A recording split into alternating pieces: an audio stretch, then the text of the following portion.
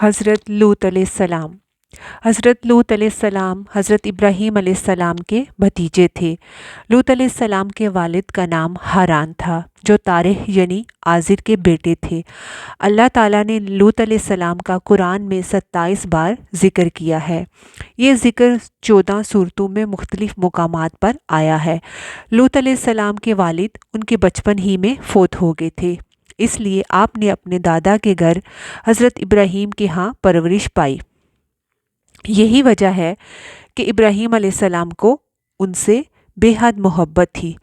جس وقت پوری قوم ابراہیم علیہ السلام کے خلاف اٹھ کھڑی ہوئی، انہیں آگ میں ڈالا گیا، اس کٹھن وقت میں صرف لوط علیہ السلام وہ شخصیت تھے جو آپ پر ایمان لا چکے تھے۔ پھر ابراہیم علیہ السلام نے جب ہجرت کی تو لوط علیہ السلام نے بھی ان کے ساتھ ہجرت کی۔ جب ابراہیم علیہ السلام مصر سے واپس فلسطین چلے گئے تو آپ نے اپنے بھتیجے لوط علیہ السلام کو سدوم بستی کی طرف بھیج دیا کہ یہ بحر مردار کے پاس ایک بستی تھی، تجارت کی مرکز تھی اور مسافروں کے لیے آرام کی جگہ تھی۔ یہ کافر قوم تھی، ان میں ایک بھی مومن نہ تھا۔ اللہ تعالیٰ فرماتے ہیں، پس جتنے ایماندار تھے ہم نے انہیں نکال لیا اور ہم نے وہاں مسلمانوں کا صرف ایک ہی گھر پایا۔ یہ سب لوگ کافر تھے، لوگوں میں سب سے زیادہ فاسق اور فاجر تھے۔ ان لوگوں نے ایسی برائیاں ایجاد کی کہ ان سے پہلے کائنات میں کسی نے نہ کی تھی۔ چنانچہ اللہ تعالیٰ فرماتے ہیں، جب لوط نے اپنی قوم سے کہا، تم ایسی فحاشی اور بے حیائی کا کام کرتے ہو جو جہانوں میں تم سے پہلے کسی شخص نے نہیں کی۔ پھر اللہ تعالیٰ فرماتے ہیں، کیا تم عورتوں کو چھوڑ کر مردوں سے اپنی حاجت پوری کرتے ہو؟ بلکہ تم حد سے بڑھنے والی قوم ہو۔ یعنی یہ لوگ مرد جو تھے وہ عورتوں سے جنسی تعلق نہیں رکھتے تھے، بلکہ مرد مردوں کے ساتھ جنسی تعلق قائم کرتے تھے اور عورتیں عورتوں کے ساتھ۔ جنسی بہرہ روی کو قوم لوط نے شروع کیا۔ بعض کہتے ہیں کہ یہ جنات سے شروع ہوئی۔ بہرحال یہ گناؤنا جرم اس قوم سے شروع ہوا۔ فرشتوں کی زبانی اللہ تعالیٰ نے فرمایا، فرشتوں نے کہا، ہم گنہگار قوم کی طرف بھیجے گئے۔ اس پر پھر کہنے لگے، ہم خاندان لوط اور ان سب کو بچا لیں گے سوائے ان کی بیوی کے کہ ہم نے اس کو پیچھے رکنے والوں اور باقی رہنے والوں میں مقرر کر دیا ہے۔ اس طرح لوط علیہ السلام نے بھی اپنی قوم کو سمجھایا کہ کیا تم جہان والوں میں سے مردوں کے ساتھ شہوت رانی کرتے ہو اور تمہاری جن عورتوں کو اللہ نے تمہارا جوڑ بنایا ہے ان کو چھوڑ دیتے ہو، بلکہ تم ہو ہی حد سے گزر جانے والے۔ اللہ تعالیٰ نے قرآن میں کتنے ہی مقامات پر اس گناہ کی برائی اور قباحت بیان فرمائی، اس لیے کہ یہ انتہائی سنگین اور گناؤنا جرم ہے۔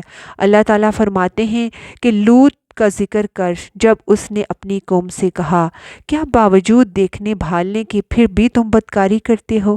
یہ کیا بات ہے کہ تم عورتوں کو چھوڑ کر مردوں کے پاس شہوت سے آتے ہو؟ حقیقت یہ ہے کہ تم بڑی ہی نادانی کر رہے ہو۔ اللہ تعالیٰ نے اس قوم کی بری خصلتوں کا جتنا ذکر کیا ہے کسی اور قوم کا نہیں کیا۔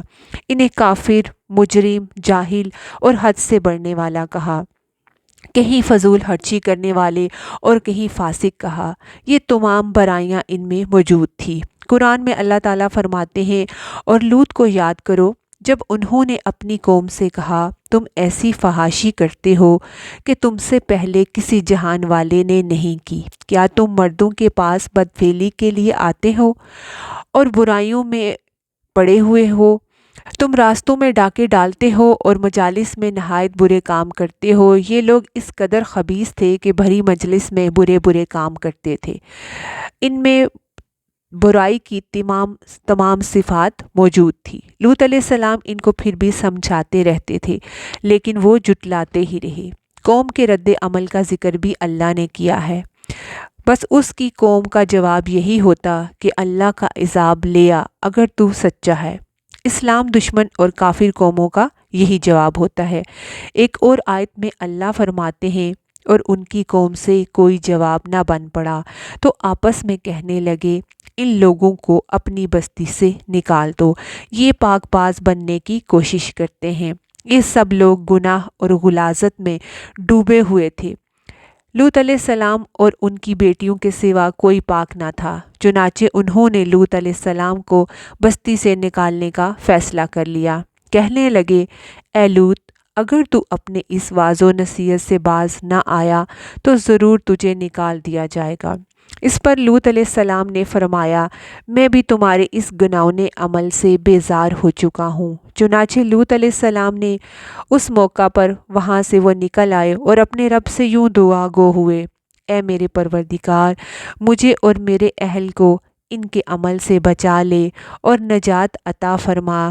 کتنی ہی آیات میں ہے کہ ان لوگوں نے لوط علیہ السلام کو بستی سے نکالنے کا ارادہ کر رکھا تھا، اور لوط علیہ السلام اس پوری بستی میں بے یار و مددگار تھے۔ وہ گھر میں ہی اللہ سے دعا کرتے رہے کہ اس فسادی قوم کے مقابلے میں میری مدد فرما۔ چنانچہ اللہ نے دعا قبول فرمائی، فرشتے بھیجے، جبرائیل، میکائیل، عزرائیل، اور بعض روایات کے مطابق اسرافیل کو بھی ان کے ساتھ بھیجا گیا۔ وہ سب سے پہلے ابراہیم علیہ السلام کے پاس آئے تاکہ انہیں پہلے اسحاق علیہ السلام کی بشارت دیں، اور وہاں سے پھر فرشتوں نے لوط کی بستی کا رخ کیا۔ یہ فرشتے وہاں نوجوان لڑکوں کی شکل میں پہنچے، ان کی ٹولیوں کے پاس سے گزرے تاکہ انہیں آزما لیا جائے، ان پر حجت قائم ہو جائے۔ مطلب یہ کہ اللہ تعالیٰ نے انہیں کہا تھا کہ ان لوگوں کو اس وقت تک ہلاک نہ کرنا جب تک کہ ان کے نبی کو ان پر الزام لگاتے نہ دیکھ لو۔ چنانچہ یہ فرشتے نوجوان خوبرو لڑکوں کی شکل میں بستی کے کنارے پہنچ گئے۔ لوط علیہ السلام کی ایک بیٹی بستی سے باہر کنارے پر رہتی تھی۔ جب اس نے ان نوجوانوں کو دیکھا تو ڈر گئی۔ اس نے سوچا کہ ہماری قوم کے لوگوں نے اگر انہیں دیکھ لیا تو ضرور ان سے برائی کر کے رہیں گے، اس لیے وہ اپنے والد لوط علیہ السلام کی طرف دوڑی۔ ان کے پاس پہنچ کر کہنے لگی، میں نے چند نوجوان لڑکوں کو دیکھا ہے اور میں ان کے بارے میں خوف زدہ ہوں۔ لوط علیہ السلام جلدی سے ان کی طرف آئے اور ان لڑکوں سے پوچھا، تم کیسے آئے ہو؟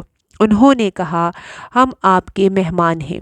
لوط علیہ السلام چاہتے تھے کہ انہیں باہر سے ہی دوسری طرف روانہ کر دیں، لیکن جب انہوں نے کہا کہ ہم مہمان ہیں تو انہیں جانے کا نہ کہہ سکے۔ چنانچہ ان سے بولے، اللہ کی قسم، زمین کی پشت پر اس سے خبیث اور گندی قوم ہم نے نہیں دیکھی، اور نہ ہی کسی کے بارے میں ایسا معلوم ہوا۔ آپ نے ایک نہ دو نہیں 4 اس بات کا ذکر کئی مرتبہ کیا تاکہ ان نوجوانوں کو اس قوم کی بابت سمجھ آ جائے، مگر وہ تو فرشتے تھے اور وہ لوط علیہ السلام کی قوم کے خلاف گواہی تلاش کر رہے تھے۔ آخر لوط علیہ السلام انہیں اپنے ساتھ گھر لے آئے، بٹھایا۔ لوط علیہ السلام کی بیوی تھی جو وہ کافر تھی، اور اس کی ہمدردیاں قوم کے ساتھ تھی۔ وہ باہر گئی اور اس نے لوگوں کو بتایا کہ اس نے لوط کے گھر ایسے خوبصورت چہرے والے نوجوان دیکھے ہیں کہ آج تک زمین پر کہیں نظر نہیں آئے۔ یہ سنتے ہی وہ سب لوط علیہ السلام کے گھر کی طرف لپکے۔ قرآن کریم میں آتا ہے کہ لوگ جلدی سے اس کے گھر کی طرف لپکے اور وہ اس سے پہلے فحاشی کے عادی بن چکے تھے۔ ایک اور جگہ آیا کہ شہر کے لوگ خوش ہوتے ہوئے آئے۔ وہ اس حد تک فاسق اور فاجر بن چکے تھے کہ خوش ہوتے ہوئے وہاں آئے تاکہ ان لڑکوں سے جنسی لذت حاصل کر سکیں۔ لوط علیہ السلام گھر سے نکلے اور قوم سے بولے، اے میری قوم، تمہاری خواہش کے لیے میری قوم کی بیٹیاں موجود ہیں، یعنی قوم کی عورتیں موجود ہیں۔ کہنے لگے، اے میری قوم، میری جو ہیں یہ بیٹیاں تمہارے لیے پاکیزگی کا باعث ہیں، لہٰذا اللہ سے ڈرو اور مجھے میرے مہمانوں کے بارے میں رسوا نہ کرو۔ یا تم میں کوئی بھلا شخص موجود نہیں؟ آپ کی بات کے جواب میں وہ کہنے لگے، اے لوط، تو جانتا ہے کہ تیری بیٹیوں یعنی قوم کی عورتوں سے ہمیں کوئی سروکار نہیں، ہم جو چاہتے ہیں تمہیں خوب معلوم ہے۔ لوط علیہ السلام کہنے لگے، کاش میرے پاس کوئی طاقت قوت ہوتی یا میں کسی محفوظ پناہ میں ہوتا۔ لوط کے ساتھ تو کوئی بھی نہ تھا، صرف ان کی بیٹیاں ہی ان پر ایمان لائی تھی۔ یہاں تک کہ ان کی بیوی بھی کافر تھی۔ اب ان لوگوں نے گھر میں داخل ہونے کی کوشش شروع کر دی۔ ادھر لوط علیہ السلام نے اپنے تینوں مہمانوں کی طرف دیکھا۔ آپ ان کے لیے فکر مند تھے، لیکن وہ یہ دیکھ کر حیران ہوئے بغیر نہ رہے کہ وہ تینوں بے فکر بیٹھے ہوئے تھے۔ اس کیفیت کو قرآن میں اللہ نے یوں بیان کہا، تم لوگ تو کچھ انجان سے معلوم ہو رہے ہو۔ اس پر وہ کہنے لگے، ہم تو تیرے پاس وہ فیصلہ لائے ہیں جس میں اس قوم کو شک تھا، اور ہم تیرے پاس حق لے کر آ چکے ہیں، اور بے شک ہم سچے ہیں۔ فرشتوں نے کہا، اے لوط، نہ ڈر اور غم نہ کھا، یقیناً ہم تجھے اور تیرے اہل کو سوائے تیری بیوی کے نجات دینے والے ہیں۔ وہ پیچھے رہ جانے والوں میں سے ہوگی۔ ہم اس بستی والوں پر ان کے گناہوں کے سبب آسمان سے عذاب نازل کرنے والے ہیں۔ انہوں نے یہ بھی کہا، اے لوط، ہم اللہ کے فرشتے ہیں، یہ لوگ تجھ تک نہ پہنچ پائیں گے، یعنی تجھے تکلیف نہیں پہنچا سکیں گے۔ پھر ان میں سے ایک شخص نے اندر داخل ہونے کی کوشش کی۔ جبریل علیہ السلام اٹھے اور ایسی ضرب لگائی کہ تمام کے تمام اوندے گر گئے۔ اس بارے میں اللہ تعالیٰ فرماتے ہیں، انہوں نے لوط کو اس کے مہمانوں کے بارے میں پھسلانے کی کوشش کی، ہم نے ان کی آنکھیں مٹا ڈالی۔ وہ دھمکیاں دینے لگے اور واپس جاتے ہوئے کہنے لگے، ہم تجھ سے کل نبٹ لیں گے۔ انہوں نے سزا کو بھی محسوس کر لیا، مگر پھر بھی توبہ نہ کی۔ اس وقت فرشتوں نے کہا، یقیناً ان کے وعدے کا وقت صبح کا ہے، اور کیا صبح بالکل قریب نہیں؟ صبح تک انہیں مہلت مل گئی۔ پھر فرشتوں نے کہا، اے لوط، اپنے اہل و عیال کو رات کے حصے میں لے کر نکل جا، اور ان کے پیچھے پیچھے تو چل، اور تم میں سے کوئی پیچھے مڑ کر نہ دیکھے، اور جہاں تمہیں حکم ہو وہاں چلے جاؤ۔ اور ہم نے اسے وہ فیصلہ سنا دیا کہ صبح ہوتے ہی اس قوم کی جڑ کاٹ دی جائے گی۔ اس طرح اللہ تعالیٰ سورۃ شورى میں فرماتے ہیں، ہم نے اسے اور اس کے تمام اہل و عیال کو نجات دی، سوائے اس کی بیوی کے جو پیچھے رہنے والوں میں سے تھی۔ سورۃ قمر میں اللہ تعالیٰ فرماتے ہیں، وہ تمام ہلاک ہو گئے سوائے لوط کی آل کے، انہیں ہم نے صبح سحری کے وقت یعنی رات کے آخری حصے میں نجات دی۔ یہ ہمارا احسان تھا، اور اس طرح ہم شکر گزاروں کو بدلہ دیتے ہیں۔ چنانچہ لوط علیہ السلام نکل کھڑے ہوئے، ان کے ساتھ ان کی 2 بیٹیاں تھیں۔ پھر صبح ہوئی اور روشنی پھیلنے لگی تو عذاب آ گیا، اور صبح سویرے ہی انہیں ٹھہرنے والے عذاب نے آ لیا۔ پس تم میرے عذاب اور ڈرانے کا مزہ چکھو۔ یہ عذاب کیسا تھا؟ جبریل علیہ السلام آئے، اپنا پر زمین کے نیچے داخل کیا، اس مکمل بستی کو اکھیڑ کر اٹھا کر آسمان تک لے گئے۔ جبریل علیہ السلام نے ایک چیخ ماری تو سب بجھی ہوئی آگ کی طرح ہو گئے۔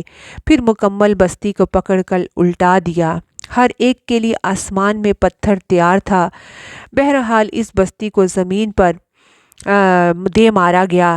سورۃ ہود میں اللہ تعالیٰ فرماتے ہیں، جب ہمارا حکم آیا تو ہم نے اس کا اوپر والا حصہ نیچے کیا، اور ان پر کنکریلے پتھر برسائے جو تہ بتہ تھے، تیرے رب کی طرف سے نشان زدہ تھے، اور وہ ان ظالموں سے کچھ دور نہ تھے۔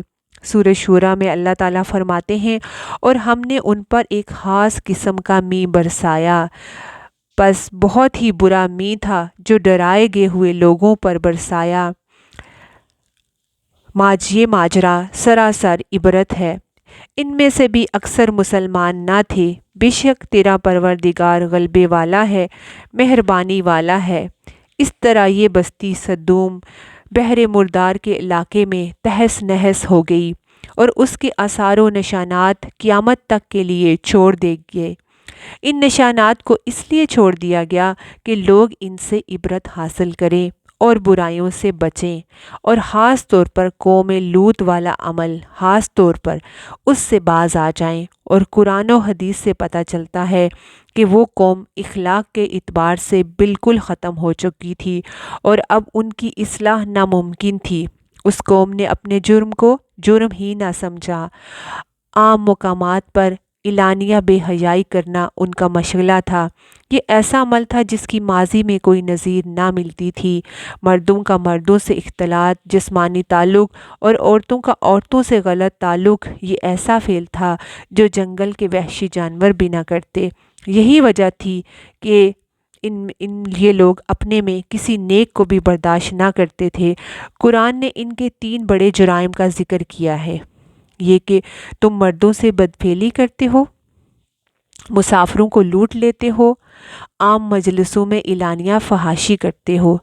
ان 3 گناہوں میں سے سب سے پہلا گناہ بدترین گناہ تھا۔ یہ گناہ اس قوم سے پہلے کسی نے نہ کیا تھا، گویا وہ اس گناہ کو ایجاد کرنے والے تھے، اور یہ گناہ زنا سے بھی زیادہ شدید ہے۔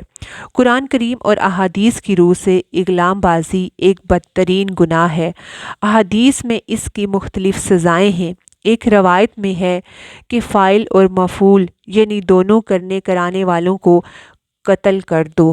اللہ تعالیٰ کسی قوم کی مکمل تباہی کا فیصلہ تب تک نہیں کرتے جب تک کہ اس قوم میں قابل لحاظ بھلائی موجود ہو، مگر جب قوم کا یہ حال ہو جائے کہ اس میں بھلائی نمک میں آٹے کے برابر بھی نہ رہے، تو ایسی صورت میں اللہ کا قانون یہ ہے کہ نبی اور اس پر ایمان لانے والوں کو وہ اپنی قدرتی ہاتھ سے کسی نہ کسی طرح بچا لیتا ہے اور باقی لوگوں کے ساتھ ان کے اعمال کے مطابق عمل کرتا ہے۔ سورۃ الذاریات 37 میں ہے کہ اس عذاب کے بعد ہم نے بس وہاں نشان لوگوں کے لیے چھوڑ دیے۔ سورۃ الذاریات میں ہے کہ اس عذاب کے بعد ہم نے بس وہاں نشانیاں ان لوگوں کے لیے چھوڑ دی جو دردناک عذاب سے ڈرتے تھے۔ اس نشانی سے مراد بحیرہ مردار ہے۔ اس کا جنوبی علاقہ آج بھی ایک عظیم تباہی کے آثار پیش کرتا ہے۔ ماہرین آثار قدیمہ کا خیال ہے کہ قوم لوط کے 5 بڑے شہر شدید زلزلے سے زمین میں دھنس گئے اور ان کے اوپر بحیرہ مردار کا پانی پھیل گیا تھا۔